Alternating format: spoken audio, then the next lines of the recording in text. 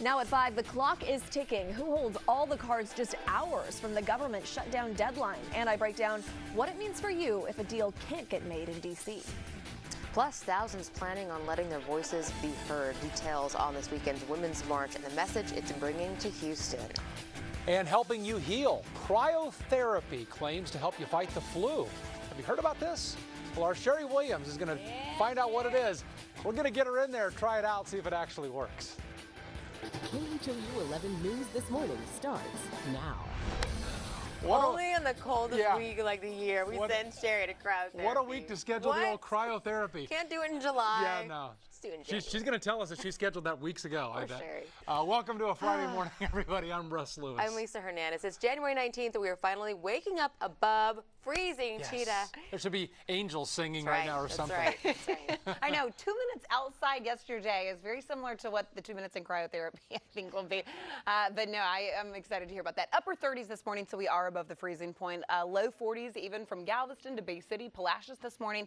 Throughout the area, we may see another 2 or 3 degree temperature drop up until about 7:30, 8 o'clock this morning. And then these temperatures will build. What I'm watching, though, for you, some scattered showers moving along mainly our coastal areas this morning. So from Wharton, Matagorda, Brazoria, Galveston County. I'll zoom on out. The upper area of low pressure that's causing most of this rain is still sitting to our southwest. That's actually going to be responsible today and tomorrow for on and off these light showers.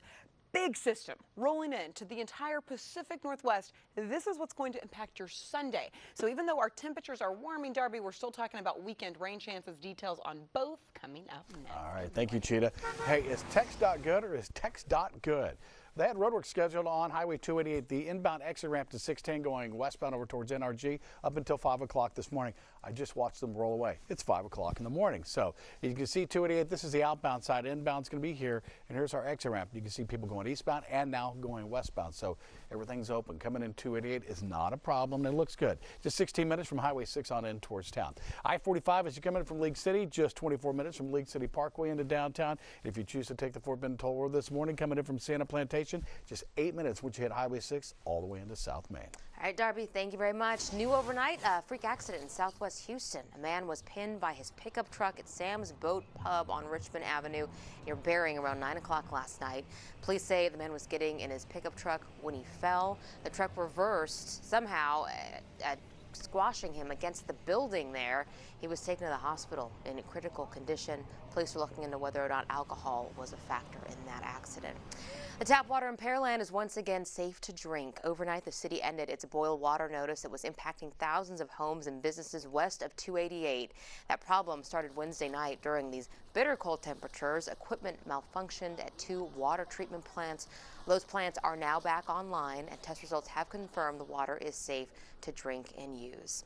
Well, tomorrow, thousands of women will march through downtown Houston. The Houston's Women's March will start at 9:30 a.m. at the Waterworks inside Buffalo Bayou Park and ending at City Hall. Last year, 22,000 people participated. Similar events are being held in 250 cities across the country. Organizers say this year's theme is Rise Up, Unite, Vote. Today, President Trump is planning to address the March for Life on the National Mall via video link. It is the nation's largest pro-life event. Just yesterday, the White House announced a new federal office to protect medical service providers who are personally opposed to abortion or assisted suicide. Now, tomorrow marks the first anniversary of President Trump's inauguration. So this morning, we want your take on that. How would you grade President Trump's first year in office? We're using our sliding scale for this live poll this morning, so you can just visit khou.com/vote now or open the KHOU mobile app, and then you can do it just like they do in school. It can be a grade A through F. We'll check back on the results all morning long. And while you vote, let's get back to the big story in Washington, D.C., and really this affects the whole nation. The ball's now in the Senate's court when it comes to avoiding a government shutdown. Yeah, late last night, the House did pass a bill to extend funding for 1 more month.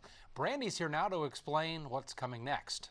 Well, guys, there is still a lot of work to be done. Senate Republicans are pointing fingers at Democrat demands on DACA. That's protection for immigrants brought here illegally as children. But Democrats say the problem really lies with the president's flip-flopping on key issues. On Wednesday, Senate Majority Leader Mitch McConnell said he won't take up an immigration bill because it's still unclear what Trump wants.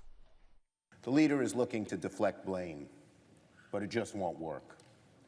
We all know what the problem is. It's complete disarray on the Republican side. My Democratic colleagues' demand on illegal immigration at the behest of their far-left base have crowded out all other important business. The Senate will reconvene later this morning. Lawmakers have until midnight to hammer out a deal to face a shutdown. So what if the government does shut down? Well, it's really all about money. Who gets paid, who doesn't, and who still has to show up for work even if their paychecks aren't going through. The government breaks it up by what it calls essential versus non-essential workers. The military is considered essential. The Army, Marines, the Navy, and Air Force, they stay on duty. It's easier to say go out and die than it is to do it. But they may not get paid until after a deal is done in D.C. Same goes for the TSA that screens you at airport security and the folks who keep airplanes safe in the sky. Calm down. Get a hold of yourself. The Postal Service, also essential, so you'll still get your mail. I'm just the postman. Here's what you won't be able to do. I'm sorry. National parks, zoos, and museums funded by feds, all closed. You're kidding me. Want to get a gun permit? Oh, Daisy, if you do. You'll be out of luck. ATF processes those, and it'll stop until a shutdown ends. Ditto for passports and small business loans. For workers who get furloughed, there could be paychecks after the fact. That's how it's happened in the past, but we'll have to wait and see. Do you want to know what's weird? That I feel like I should be panicking right now, and I am a little bit. You know who does get paid?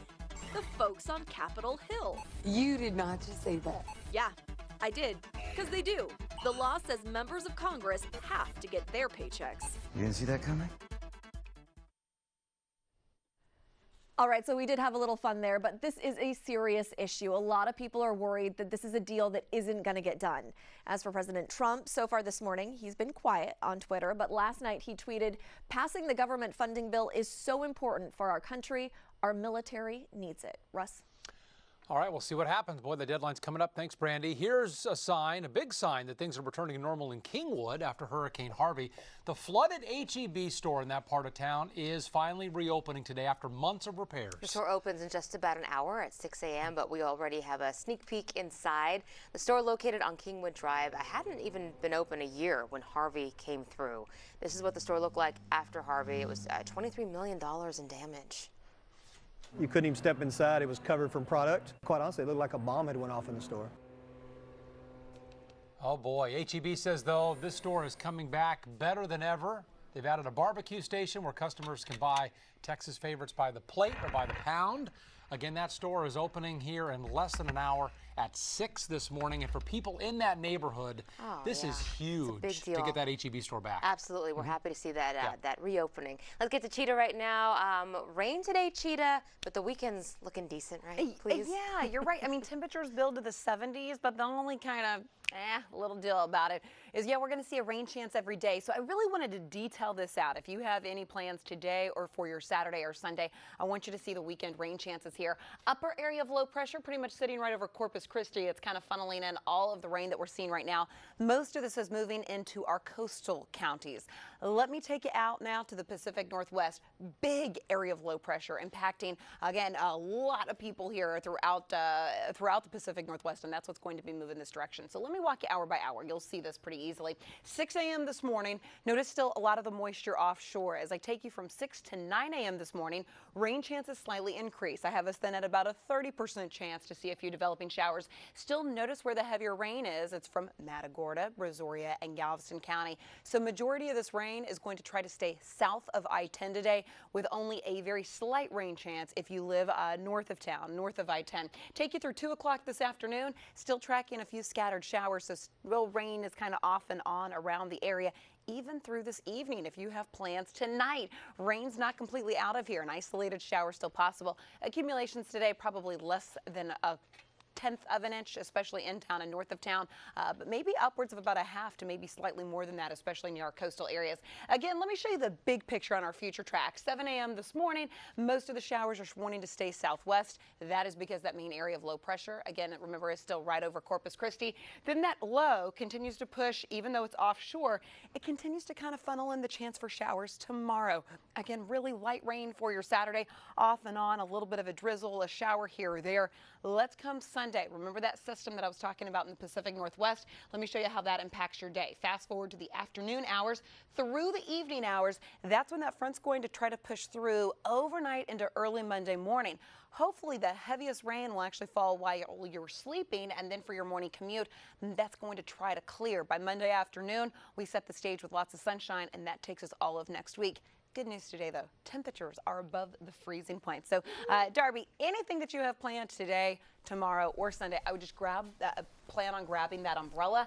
Not heavy rain, but enough where you'll probably need it. Yeah.